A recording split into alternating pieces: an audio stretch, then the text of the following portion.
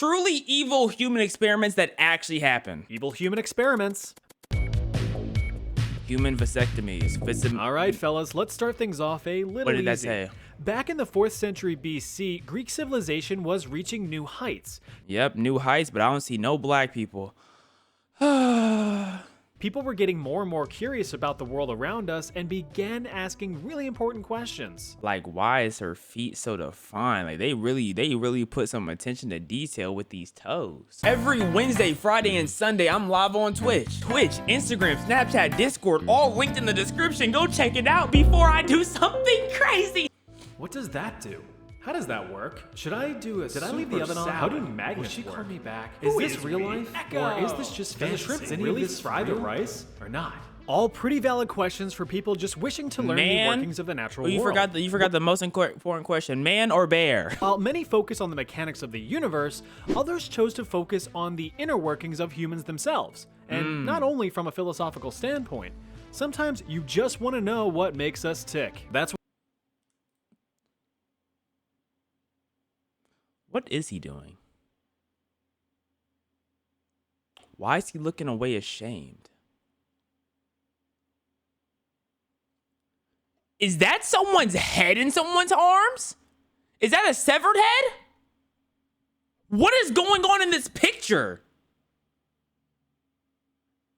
No, that has to be a severed head. No one's head can move. only from a philosophical standpoint. Sometimes you just want to know what makes us tick. That's what Greek physician Herophilus wanted to find out and document in good old detail. Herophil. After getting his education at Love the that guy. Hippocratean medical school in Greece, Herophilus turned his bulging eyes towards the city of Alexandria, Egypt, with its big, throbbing library chock full of scrolls just begging to be read. All Time right. to go to Egypt, he said. And so he did. Doot, doot, doot. After getting himself established and taking on a student, a young physician named How long were classes back in the day? Like, with the lack of information, they had to be like 15 minutes long, and then you're automatically licensed, no? Erasistratus, they got to work. Together, the two men would begin to carve out a new branch of science, anatomy. Oh, But in order to do so, nice. you need some bodies to cut open to start slopping their guts around. Yeah. And what better way to obtain fresh bodies Than than prisoners. to use condemned criminals? Yes. Captured and supplied by the Alexandrian rulers. Little Hero and Era were like kids in a candy store with a hopeful glimmer in their eyes, excited to begin their wondrous experiments. But surely the criminals put under the knife were already past their expiration date, right? Nope. No, Instead, they were Hero alive. and Era performed live human dissections, called vivisections, to broaden their understanding of the human That's body. nice. They even went as far as to perform these surgeries public? in full view of the public. But why they butt suntan? Like, why is the butt the only thing that's sunburned right here? For anyone What who were they doing to his butt for it to be pinker than everywhere else? thought it would be cool and interesting. Wow, that's both cool and interesting. That's what I'm saying. Herophilus documented their findings in extreme detail, making breakthrough discoveries of the human anatomy.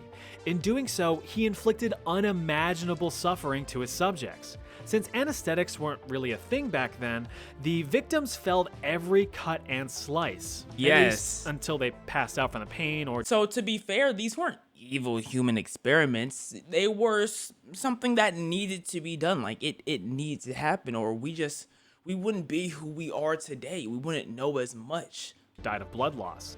Dissecting intestines, reproductive organs, eyes, or even purposefully damaging the motor nerves to inflict paralysis.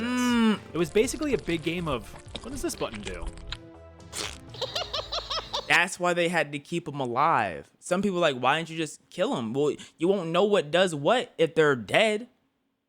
How am I supposed to know they're paralyzed if they're dead? You know what I mean? Now these guys are geniuses, man. In the end, Hero and Era's findings over 40 years of vivisections were revolutionary for the 40 medical years? world. Especially since human I dissection thought they died at like the ages of 15 back in the day. How did they do the dissections for 40 years?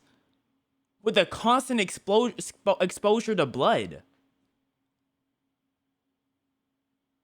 Did they actually not die that fast? Were we lied to? Because let's say they started at the age of 10, they would have been 50. What age did they start at? 20? Would be outlawed shortly after their work was completed. It wouldn't be until 1800 years later that performing human dissections would be a medically acceptable practice again. Wait, but I wasn't that thinking. performing human dissected. It wouldn't be until 1800 years later that performing human dissections would be a medically acceptable practice again. So they were beyond ahead of their time. But like, you know, on dead people? Their work was stored in the renowned Library of Alexandria, but they were lost in the Great Fire a few hundred Thank you, years TR, later. for the sub. And thank you, Master Monkeys. Okay, Project that last 4.1 was that last actually one a wasn't really an experiment for, you know, more as it like doing it for the culture, for the science, for the life. side project proposed immediately after the deployment of Castle Bravo, a high-yield thermonuclear bomb that was dropped in 1954 by the United States. Oh. Bravo was part of Operation Castle, a series of other high-yield nuclear tests with the goal We dropped the. Why do we have a Part of nuke named Opera- Romeo, Yankee, Echo, the Coon missile, the Coon bomb?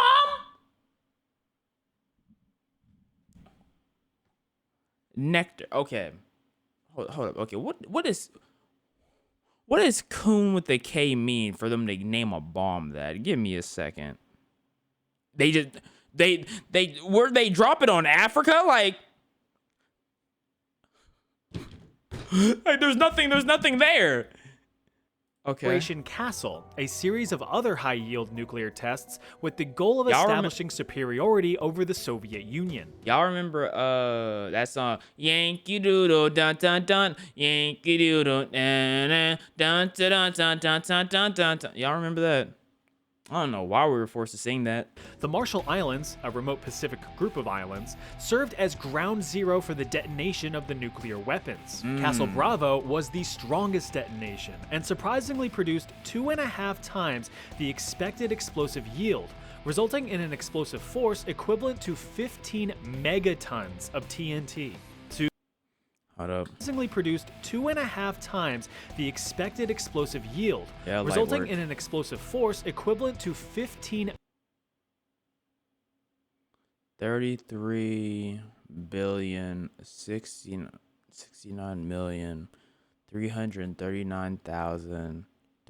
69,339,327 pounds. I bet you if I stomp 5 times, I can outdo that. megatons of TNT. To put that into perspective, that is 1,000 times the explosive force of the nuclear bomb dropped on Hiroshima, Japan in the final days of World War II. Never mind. Like, goddamn. I'm gonna need 7 To make steps. matters worse, the Marshall Islands were occupied with citizens. So U.S. officials were kind of Oh. like, Oh. sir, shouldn't we get those people out of the... What? Bless you. Thanks, sir. Allergies have been bothering me all day. Must be the radiation, right? No, but seriously, are we gonna get those people out of the radiation zone? Yeah, you know, that was on my to-do list.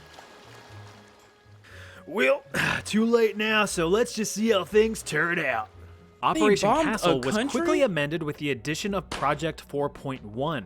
This new section aimed to study the human response to significant radiation exposure. You know, as if tens of thousands of victims in Hiroshima and Nagasaki weren't evidence enough.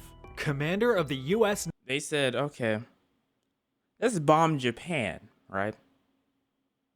But the Japanese don't have the same DNA as us Americans, okay? We're built different. So we need to bomb ourselves to see the actual repercussions, right?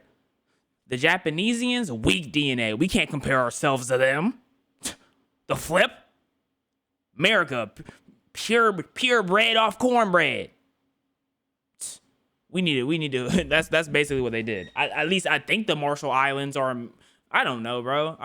None of it makes sense. Naval Medical Corps, Eugene Cronkite, was in charge of the project and swore everyone involved to absolute secrecy because he thought the public wouldn't be too keen on the whole test nuclear radiation on non-consenting people thing. Oh, really? Overall, 239 Marshallese residents were exposed to significant levels of radiation and began showing signs of radiation poisoning a few days later. Symptoms included loss of hair and significant skin damage with weeping wounds, although the wounds did heal rather quickly. Oh, that's good. Immediate observations ceased after 75 days with the conclusion that no long-term effects were likely. But just out of curiosity, regular checkups were performed on the residents for years after. Okay. Women saw increases in miscarriages and stillbirths, and newborns that survived experienced developmental difficulties, impaired growth, and a disproportionate development of thyroid cancer. Oh. In addition, about 1/3 of those exposed had developed significant tumors by 1974, 20 years after Operation Castle commenced. Who knew that radiation had repercussions? Oh no! In the following years, Marshallese representatives spoke out against the United States with accusations that the scope of So they're not even part of us. Never mind. They're not part of the United States. These are just separate people. Wait, so we already bombed a few places, but we said let's bomb one more place randomly just to see. Oh, like what? And you know what's crazy about that is that Unit 731. Unit 731. Yes. So look, the thing is, with Unit 731, like they didn't need to bomb no random place because they probably could have got information from the Japanese, because with the all the nonsense that the Japanese were doing with Unit 731, which was like a whole bunch of dissections, like the people we were heard about earlier, right? Doing the live dissections. Imagine that, but worse, right? That's basically what they were doing with prisoners of war during World War II. And the Japanese didn't get charged because part of the reason was because America was like, hey, if you give us some of that biology, some of that some of that information, we won't charge you. Okay? You did what to 300,000 people? I think it was like that much. You did what to 300,000 people? It doesn't matter. Just give us the information. We'll let you go free of charge. So they probably would have gave us some information if we asked nicely. the experiment was premeditated Probably not, and but still. intentional. To which the U.S. Like, we officials still could have got responded, something out of it. We didn't have to bomb someone else. Nuh-uh. Outlasted. During the early years of the Soviet Union, it wouldn't be uncommon for political opponents to quickly fall ill with a strong case of the death at the hands of poison. In fact, it was quite an effective and discreet way to silence any and all opposition without causing too much of a stir. Well, besides the public reacting to mysterious deaths. And that is why we must rise up against... Oh, look at that. They got another one. So how were the Soviets so good at developing successful poisons? Well, you've got to run preliminary trials on living subjects, of course. So in 1921, a year before the Soviet Union officially formed, the Kamera was established. This was the Soviet Secret Service's poison laboratory. Oh. Here, new deadly poisons were developed yes. and I know that. tested on human subjects. Those tested were prisoners from the gulags, various labor camps built around the country for anyone who even had a fleeting thought that wasn't approved by the Soviet Union. Carry on. The ultimate goal of the Kamera was to devise a poison that was not only lethal, but undetectable. It would be colorless, tasteless, odorless, and untraceable in an autopsy.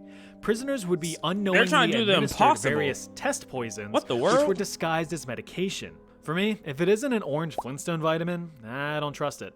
The various poisons tested included ricin, which causes severe internal that distress and means. suffering, cyanide, which can cause violent okay, seizures I know and that heart one. attacks, Yep. and curare, a potent muscle relaxant that makes you painfully choke to death. In Oh. the end, the tests were pretty successful for the Soviet Union, not for the prisoners. Research led to innovative ways to discreetly dispatch a target, from deploying a cyanide mist to making an assassination look like a heart attack. So like light But the Yagami? blue ribbon winner was the concoction known as C2, carbolamine choline chloride, which was basically liquid depression. Exposure to this sucker sparked a very curious reaction. Instead of a violent telltale "I've been poisoned" type death, Yeah. the victim would simply become weak with a rapid decline in health, all while maintaining a calm and silent demeanor. Death occurred within 15 minutes. Since the Oh, so they just like, oh man, I don't feel too good. And it just fell over on some movie type dissolution ish of the on Soviet cartoon. Union in 1991, Russian officials have claimed that the Kamera has been disestablished and abandoned. Yeah, sure. Yeah, publicly, maybe. Sorry, a Guatemalan syphilis experiment? Now, you may have heard about the Tuskegee syphilis study, which was No. an unethical medical study funded by the United States Public Health Service in course. 1932, which involved the study of nearly 400. I'm seeing a common denominator with this experiment right here. I see a very something consistently popping up. I don't. What makes it crazy is like, why are you here, sir? Do you not? Why are you just? Hello? Are you lost? African American men who had naturally contracted syphilis. The goal was to observe the effects of the disease when left untreated in African American males. Even though penicillin, an antibiotic cure for syphilis, eventually became widely available to the public, the afflicted men were intentionally never cured. Fucked up, right?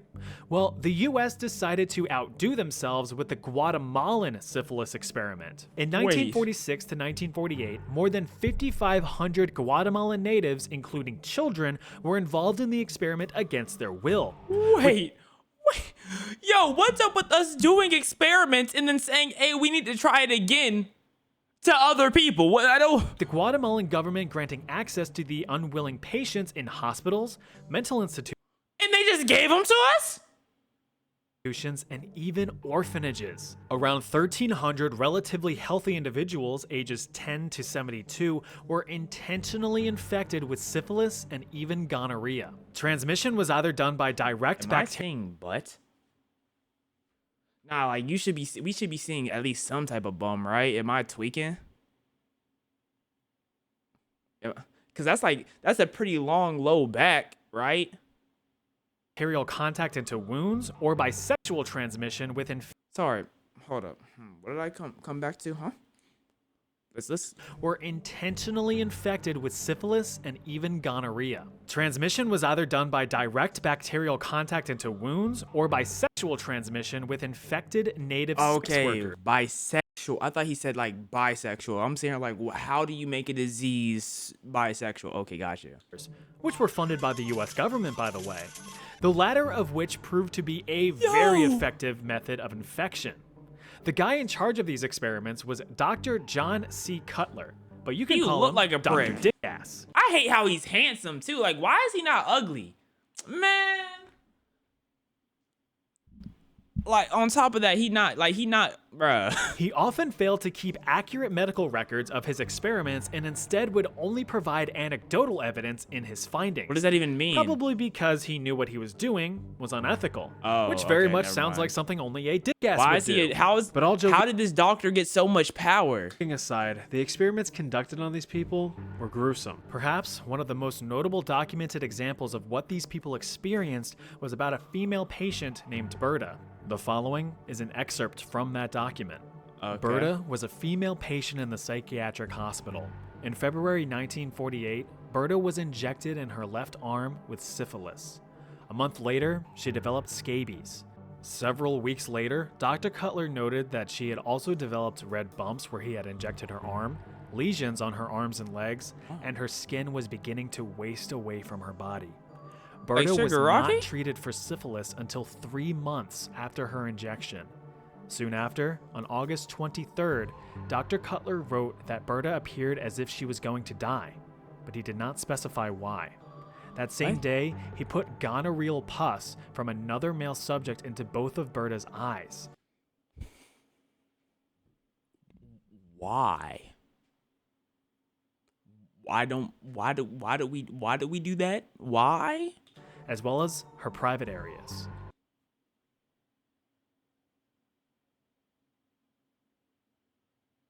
So who gave him his doctorate? Who gave him his degree? What college did he go to? Who's his dad? Because his dad has to be the reason why he has this much power. He also reinfected her with syphilis. Several days later, Berta's eyes were filled with pus from the gonorrhea, and she was bleeding from her private area. 3 days later, on August 27th. R.I.P. Berta, what the? Told you he was a dick ass. The overall goal of the study was to determine the effectiveness of penicillin in preventing the STDs. Dr. Cutler had allegedly finalized his reports in 1955, but no evidence was ever found proving that the reports were submitted for peer review or even published. So, out of all of that suffering, nothing of medical value was produced. Though, I will say in some glimmer of fairness, a treatment program was established by the United States and made available to the affected Guatemalan population, but only half were reported to actually have received treatments with a questionable quality of care. United States. What happened to Cutler? Did he just live happily ever after? Is karma even real? Its President Barack Obama formally apologized to the Guatemalan government in 2010, 62 years after the study was performed. What are you apologizing for? What did you do? What was your involvement that we don't know about? Were you the one who got him in power? Like, I don't understand why you're apologizing. We were just talking about them. Just that talking last about one them. was quite the doozy, huh? Well, buckle up because it's about to get way worse. See this right here? This is Unit 731. It was home to some of the most notorious and truly evil war crimes committed by the Japanese in World War II, which are definitely up there with some of the worst in the history of mankind. Unit 731 served as a lethal human experimentation and biological weapons laboratory during the Second Sino-Japanese War between China and Japan, which ran concurrent to most of the events of World War II. This nightmare facility was established in 1935 in the sub-provincial Chinese city of Harbin, 4 years after Japanese forces invaded the Chinese region of Manchuria. Inside, hundreds of thousands of Chinese and even some Russian prisoners of war were subjected to some of the most egregious and horrifying He said hundreds of thousands, right? Chinese region of Manchuria. He did say hundreds of thousands. Inside, hundreds of thousands of. Yep, he definitely did say hundreds of thousands. Okay, I thought it was a lot. Chinese and even some Russian prisoners of war were subjected to some of the most egregious and horrifying human experimentations known to man. Experiments performed on men, women, and children, which is everyone. Those chosen for experimentation were This is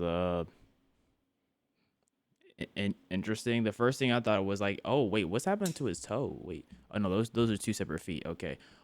What? Someone else is in here? Is there? I don't see their head sticking out the other side. Humanized and referred to as maruta, or logs, rather than as people, because the cover-up story for Unit 731 was that it was a lumber mill. It should be noted that the vast majority of the experiments in the facility were carried out to fulfill morbid curiosity, with those performing or overseeing the studies described as merely playing. A testimony from a Japanese professor who witnessed the studies was quoted saying that some of the experiments had nothing to do with advancing the capability of germ warfare or of medicine. There is such a thing as professional curiosity. They said, "We're bored. Let's play. What can we play with? How about human bodies? Dead ones? That's not fun. Make sure you bring a couple babies too." What would happen if we did such and such? What medical purpose was served by performing and studying beheadings? None at all. That was just playing around. Professional people, too, like to play. Why is he like describing this like it? I mean, they have to have some fun too. Kids have playgrounds, adults have bars. Us nerds, we have y'all, and we want to play around for a long time. He just said we chopped off heads for fun. That's what he said. We chopped head. They are serial killers. They are insane.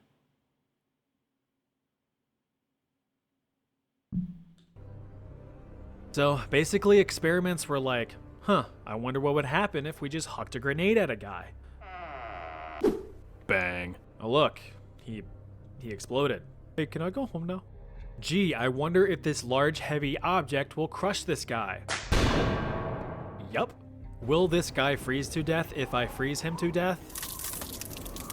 Wow, who would have guessed? A lot of these experiments were designed to test the absolute limits of the human body. Tests included depriving victims of food or water to see how long they could survive. So one of the worst ways to go. Placing victims in low-pressure chambers until their eyes popped from their skulls, injecting victims with animal blood, hanging victims upside down until death, or even draining victims of blood just to study blood loss limits. What do you gain from the low pressure? Wait, is this why we know that we can survive like 3-ish days without water and 7 days without food? Is this why? Is this where we got the information from? Some victims were even dehydrated in front of large hot fans to the point of mummification. At the time of death, they only weighed 20% of their initial body weight. Perhaps one of the worst It's probably examples longer I've than read 7 was days the without food. forced pregnancy of female victims. Oh, The great. mothers were injected with various diseases and drugs just to see how they affected the unborn child, sometimes Makes performing sense. a vivisection, cutting the fetus out of the mother for examination. There's honestly so many more gruesome experiments that I just can't get into here, so if you are curious, I would encourage you to look them up. But it's like legit really bad, so you've been warned. Let's look it up for the one time. Just out of horrid curiosity. So I'm saying Unit 731. First, let's look up death toll. Death toll is approximately 30,000 to 12,000 people. Okay, so after that, we're gonna look up experiments list. Yes. The effectiveness of flamethrowers. They experimented with flamethrowers.